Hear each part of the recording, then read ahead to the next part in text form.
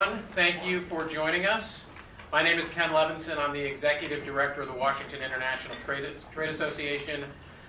We're delighted so many of you brave the elements to be here today, and welcome also to our friends watching on C-SPAN. Today's event follows a series of events we've had on the current trade agenda. We addressed the border adjustment tax, NAFTA, trade with China, and the trade law toolbox. All those events, videos from all those events are available on our website, www.americastradepolicy.com.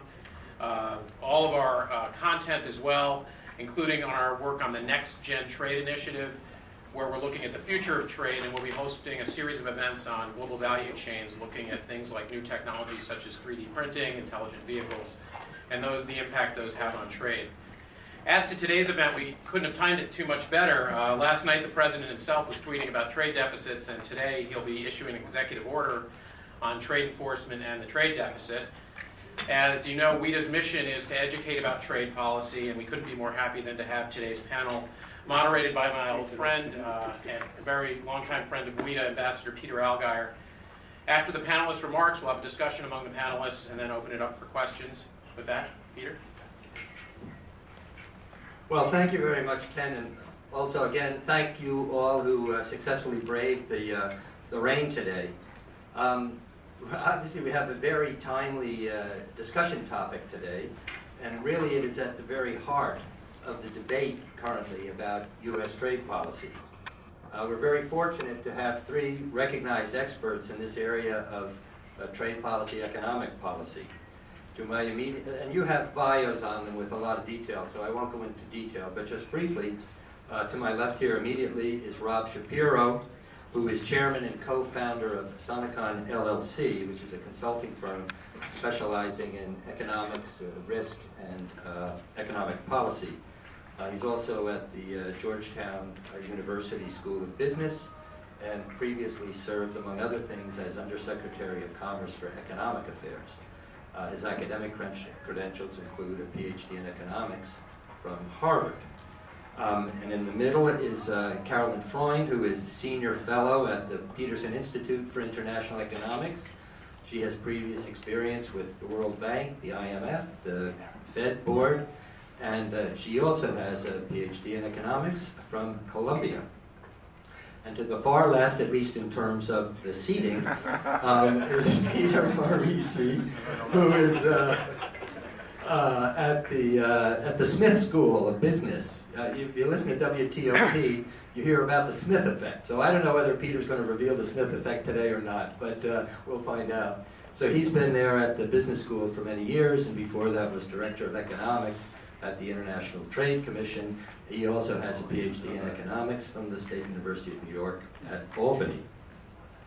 So let's start by defining what we're talking about, okay? So there are two parts to the trade balance. There's merchandise trade, basically manufacturers and raw materials, and there is services trade, things like financial services, express delivery, computer-related services, entertainment services, and so forth. Now, last year, the U.S. ran a merchandise trade deficit of approximately $750 billion, but a services trade surplus of about $250 billion. So basically, we had a, quote, trade deficit of $500 billion. Now, that trade deficit was not the largest on record. So if you look over the period 2000 to 2016, we had 6 years in which the merchandise trade deficit was higher than last year, and we had 10 years in which it was lower. But we've had merchandise trade deficits continuously since 1976. Now, the services trade surplus last year also was not a record. It was the third highest surplus that we've had in services, and we have had a services trade surplus continuously since 1971. Now, I think in the current political discussion, when people are talking about trade deficits, implicitly they're talking about the merchandise trade deficit. Just FYI, our largest merchandise trade deficits in 2016 were with China Japan, Germany, Mexico, Ireland, Vietnam, and Italy. So if you want to do anything about the trade deficit, cut back on your pasta intake. I think that's probably an easy one. Our largest merchandise export markets were Canada, Mexico, China, Japan, UK, Germany, and Korea.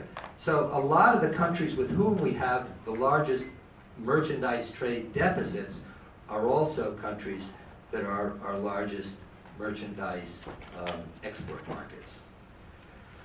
Okay, so the current debate about trade deficits has been framed by the Trump administration by their assertion that trade deficits are very important and damaging to the U.S. economy because they indicate jobs that have been lost to overseas countries, foreign countries, largely because of unfair trade practices. So we want to look at this issue of the trade deficit and how it relates to trade policy, but how it also may relate to other factors. So as our speakers present their initial comments, I've asked them to consider three questions. One, what are the principal reasons for the trade deficit, both overall and bilaterally? Second, how worried should we be about the continuing merchandise trade deficit or about its current size? And then third, what, if anything, should the U.S. do about its trade deficit? So I've asked Carolyn Freund to go first, and so Carolyn, the mic is yours. Thank you. Thank you, and it's a pleasure to be here. I was actually planning to walk down here from the Peterson Institute and pick up a coffee at Starbucks on the way, but instead I had coffee here, so one could say my bilateral deficit with Starbucks has now improved a little bit. It would have gotten worse if I bought that coffee, but instead I came here and had one.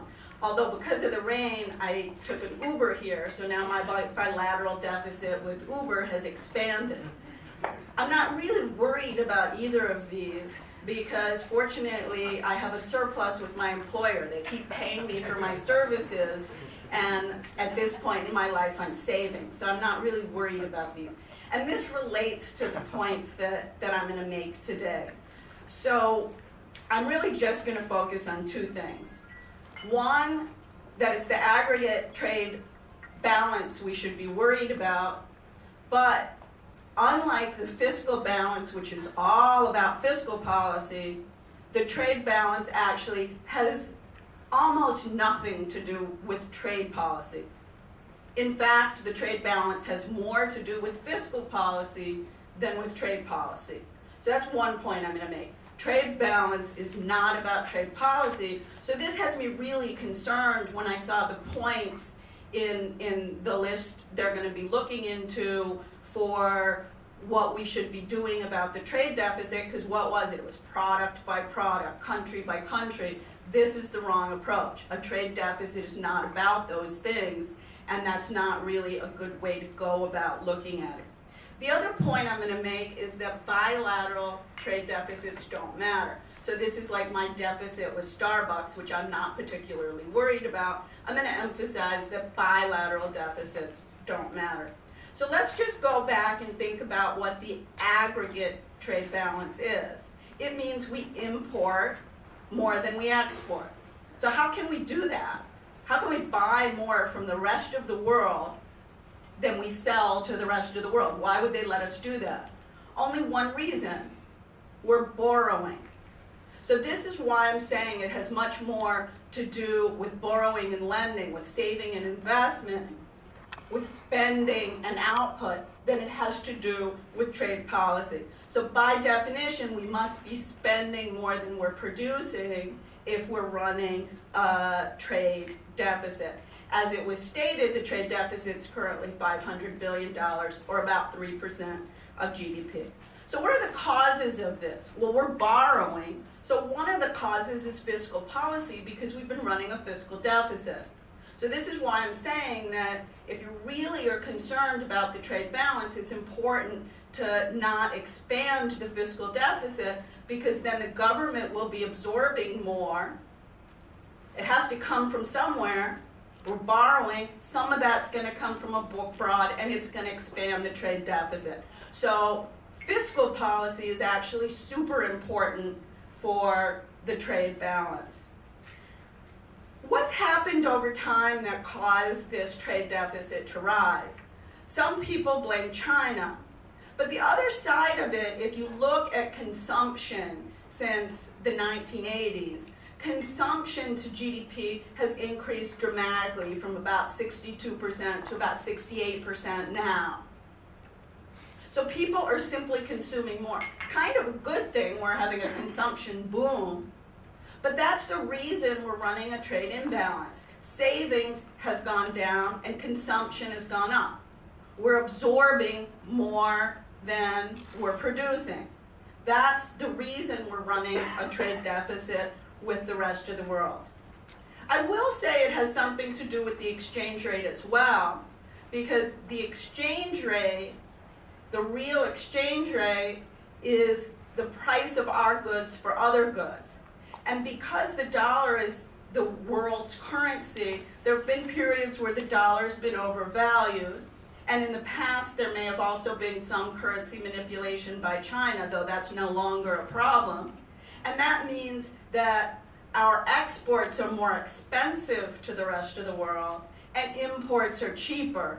And that can contribute as well. But what's really missing from this list is trade policy.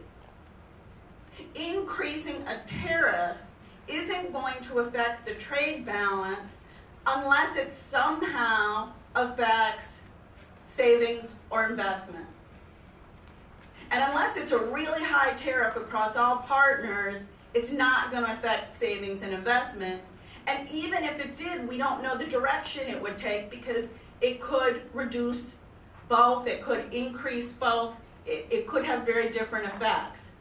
So we don't know what's going to happen to the trade balance using trade policy. So the right tool isn't about trade policy, it's about savings or investment.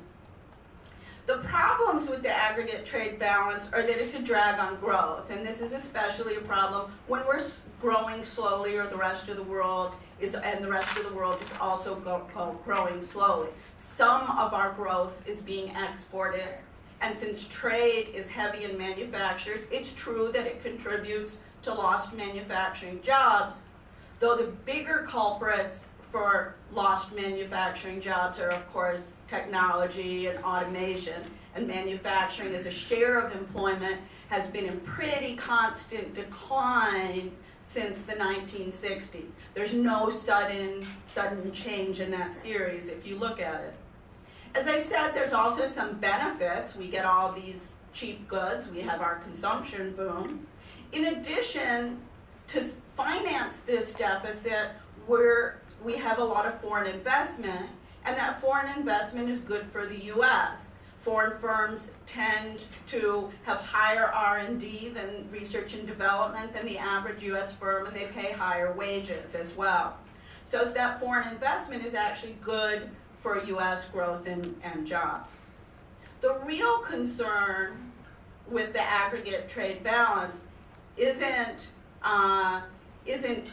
the deficit, it's this sustainability over time. That, remember, we're borrowing. So every year we're borrowing from abroad, and that's adding up. So if every year I was buying more than I was earning, I would be accumulating debt.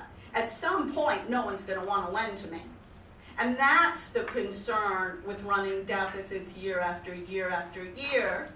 And right now, the net external investment position is 45% of GDP in the U.S.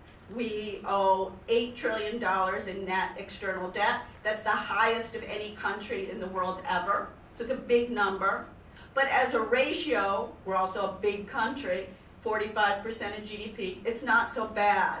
My colleagues, Fred Bergston and Joe Gagnon, have a book coming out in the next month on currency conflict, and they note that it's around 60% of GDP where countries start having problems. Countries like Greece, Portugal, or Spain had passed that limit when they ran into problems. So that we have some time before we get there, but the real concern is sustainability. It's growing this debt over time. It's not about trade per se. So let me just say a few words about the bilateral deficits. Some countries have stuff we need and like, just like Starbucks has coffee that I like.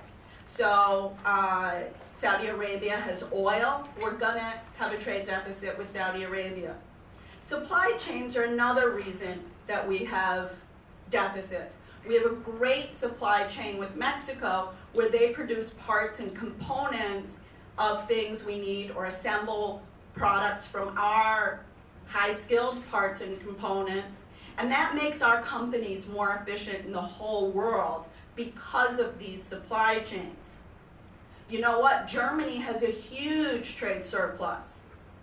But they have trade deficits with their low-cost suppliers like Czech Republic and Hungary and so forth. And really big ones in the auto sector. Their car companies benefit from cheap imports from those countries, just as we benefit from cheap parts from Mexico. So just to wrap up, what should we do? One, as I said, the fiscal deficit is a problem. If we're really worried about accumulating debt over time, we need to rein that in, or at least limit it. Save more. There are things we can do to save more. Oddly, the Brady-Ryan tax plan, it's not the border adjustment tax that would help us rein in the trade deficit. That actually has lots of problems.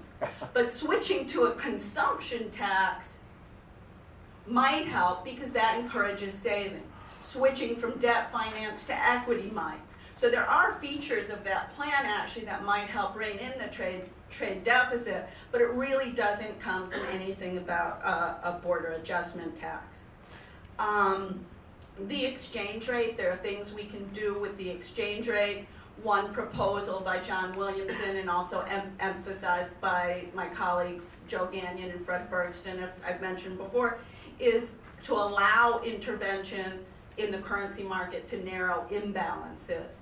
So like what China's doing right now, they're actually supporting their currency while they're running a trade surplus. That's okay. What we don't want to see countries doing is intervening to weaken their currency and running a really big surplus. That's not okay. So that's another kind of an agreement you could imagine. And then, you know, with the bilateral deficits, they're mostly political. We talk to countries one-on-one. You hear about U.S.-China relations, U.S.-Russia, U.S.-Mexico. So we think we should think about deficits that way. As I've mentioned, it's the wrong approach. It's just some countries have things we need. We should be focused on the aggregate trade deficit if we are worried at all. But trade policy is not the answer. And I'll stop there. Thanks.